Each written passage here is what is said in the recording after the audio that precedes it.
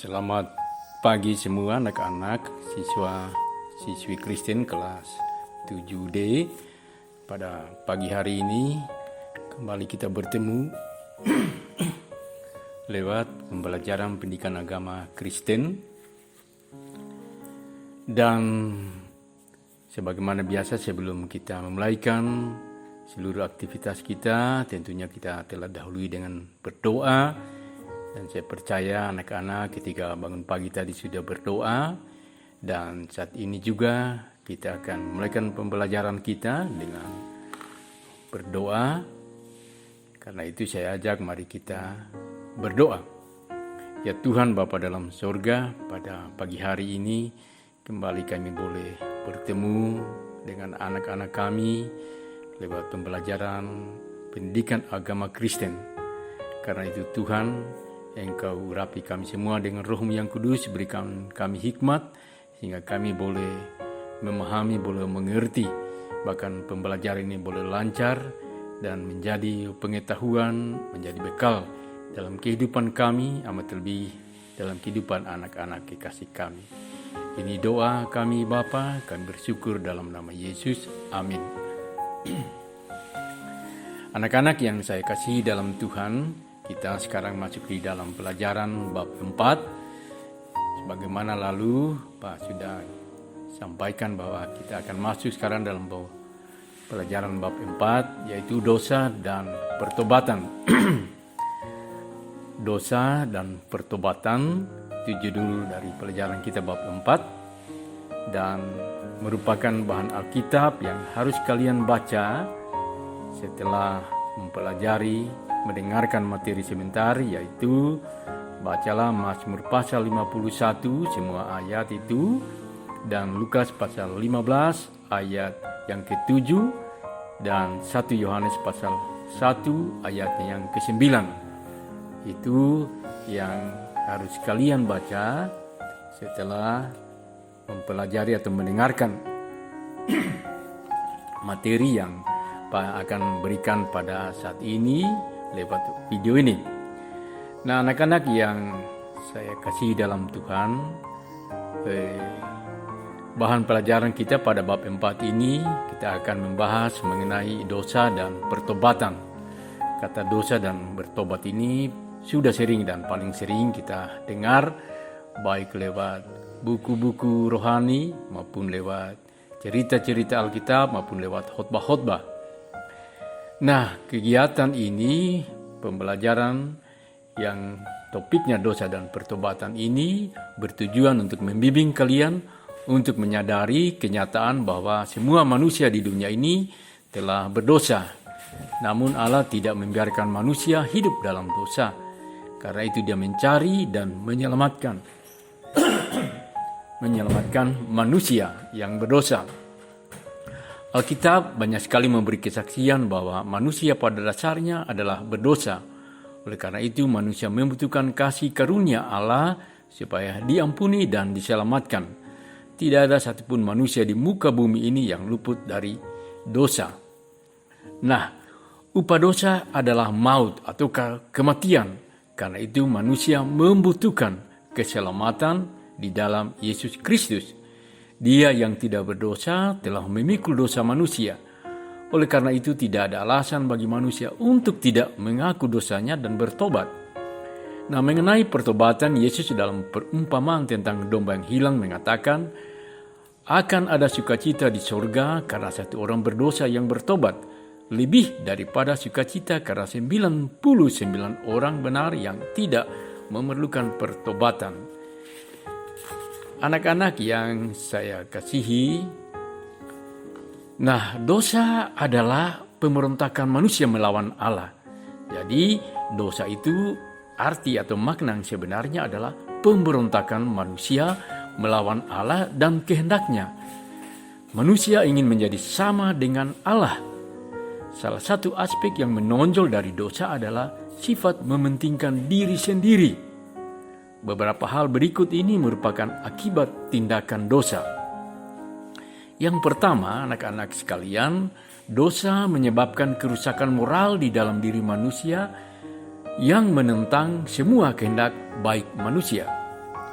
Yang kedua, dosa menyebabkan manusia menginginkan kesenangan diri sendiri tanpa menghiraukan kesejahteraan orang lain atau perintah Allah. Sikap ini mengakibatkan kekerasan dan kekejaman kepada orang lain dan pemberontakan terhadap Allah dan hukum-hukumnya. Berikut yang ketiga, dosa membuat manusia menolak untuk tunduk kepada Allah dan firman-Nya. Nah, itu bisa kita baca dalam Roma pasal 1 ayat 18-25. Dosa adalah perseteruan untuk permusuhan dengan Allah dan ketidaktaatan kepadanya. Roma pasal 11 ayat 32. Yang berikut, dosa menyebabkan kita senang melakukan ketidakadilan. Nah, perhatikan di mana-mana anak-anak semua, kita lihat di televisi, mungkin juga kita pernah mendengar secara langsung atau melihat secara langsung atau di berita-berita di media-media cetak, begitu banyak sikap atau tindakan ketidakadilan yang terjadi di tengah-tengah dunia ini. Itu adalah akibat dari sifat manusia yang senang dengan melakukan ketidakadilan. Berikut, dosa juga memasuki umat manusia melalui Adam. Roma pasal 5 ayat yang ke-12. Anak-anak yang saya kasih dalam Tuhan, yang sementara mengikuti pembelajaran saat ini, hubungan manusia dengan Allah pada dasarnya atau pada mulanya baik, sangat baik. Manusia membutuhkan perantara untuk bertemu dengan Allah karena hidup manusia sudah tercemar.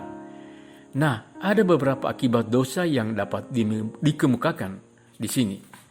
Nah, jadi ada beberapa akibat dosa yang anak-anak bisa dengar atau bisa saksikan lewat kesempatan ini. Yang pertama adalah dosa mengakibatkan hubungan manusia dengan Allah menjadi rusak. Nah, kita tahu setelah Adam dan Hawa berdosa, jatuh dalam dosa, peristiwa Taman Eden, mereka tidak dapat bertemu lagi dengan Allah. Ketika mereka mendengar suaranya atau suara Tuhan, mereka ketakutan dan bersembunyi. Nah, itu akibat daripada dosa. Mereka telah takut untuk bertemu dengan Allah. Yang berikut, dosa mengakibatkan konflik di dalam diri seseorang. Nah, seperti racun yang mematikan, dosa meracuni seluruh sistem dalam diri kita. Hati kita menjadi ternoda oleh dosa. Sifat alami menjadi rusak. Kita tidak dapat melakukan sesuatu yang seharusnya dilakukan. Yang berikut, anak-anak, akibat dari dosa adalah dosa mengakibatkan rusaknya hubungan manusia dengan sesama dan alam sekitarnya. Alam yang merupakan ciptaan Tuhan menjadi rusak. Nah, ketika dosa berkuasa dalam hidup kita, hubungan kita dengan sesama, dengan alam dan ciptaan lainnya menjadi rusak. Konflik terjadi di rumah tangga, di dalam masyarakat, dan di antara bangsa-bangsa. Kita boleh saksikan akhir-akhir ini banyak negara terjadi konflik di sana-sini. Bahkan kalau kalian rajin menonton berita-berita luar negeri, contohnya misalnya di negara Afghanistan, lihat saja rakyatnya malah berlomba-lomba menyelamatkan diri, lari ke negara-negara lain yang lebih aman. Mereka meninggalkan negaranya sendiri. Nah, coba bisa dibayangkan itu ya.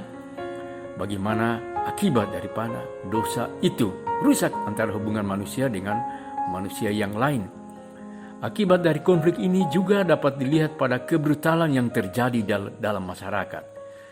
Terjadi pertikaian yang seringkali diikuti oleh kekerasan dan peperangan antar bangsa, sebagaimana yang Pak sebutkan tadi.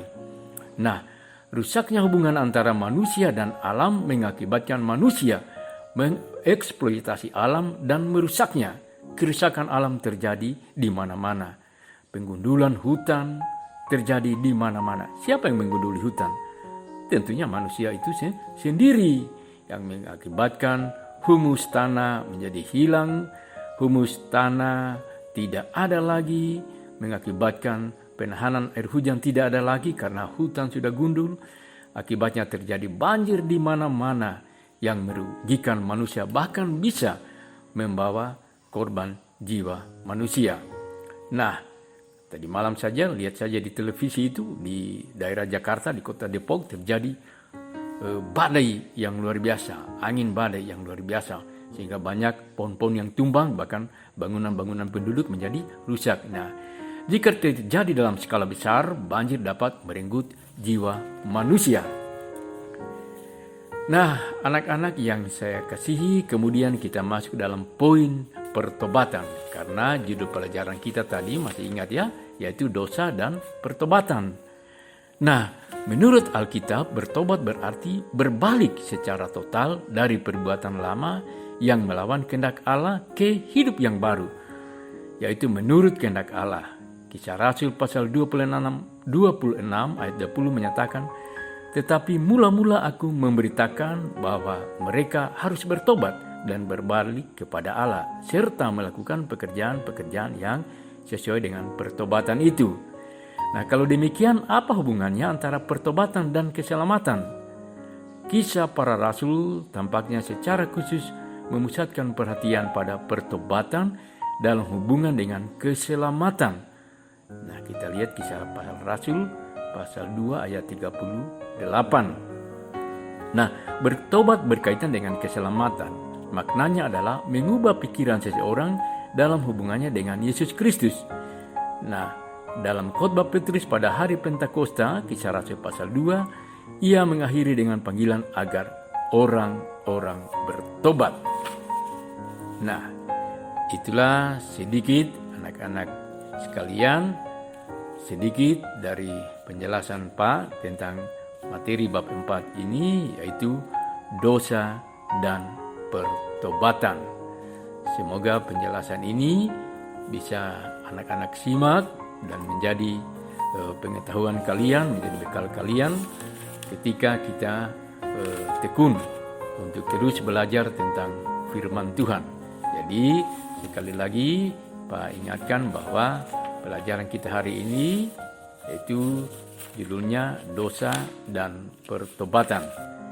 Demikian anak-anak, sedikit penjelasan Pak dari materi bab 4 ini. Semoga kita tetap sehat, tetap senyum, dan salam untuk kita sekalian. Selamat siang semua.